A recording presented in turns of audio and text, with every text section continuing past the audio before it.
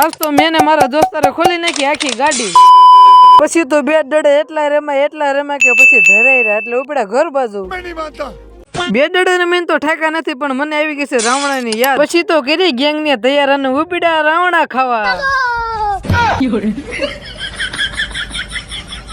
અને ફાઇનલી અમે રાવણા ખાઈને આવી ગયા ઘેરે ને હવે નિરાતે ખાવાનું થાય છે. પણ તમને એવું નથી લાગતું કે રાવણો ને આનું મોઢું બે મેસિંગ થાય છે? પછી તો શેરીમાં જોયું તો સાયકલ ની તો મંગળવારી ભરાણી છે અહીંયા. અને આપણે જે ગાડીને આખી ખોલી નાખી હતી એનો સામાન પણ લઈએ અને પછી તો નાખી દીધું મોરે મોરો એ પાછું લોગાવાળો. અને પછી તો ગાડીનું કામ પૂરું થઈ ગયું ને બીજી ગાડી આવી ગઈ ને આમે કાંક નાખવાનું છે. બીજો દિવસ ઉગી ગયો ને સુરત દાદા ઉગી ગયા ટિફિન લઈને ઉપડ્યો બગસરા ગેરેજમાં. આપણું છે હવાના પરનું ઠેકાણું એટલે કે મોટો પુલ. કાયમ over અહીંયા આવીને બેવાનું કાંક મજા જ અલગ આવે. આજનો વ્લોગ તમે પૂરો કરી દઈ. વ્લોગ ગમે તો ફોલો કરવાનું ભૂલતા ને બાકી મળીએ બીજા વ્લોગમાં.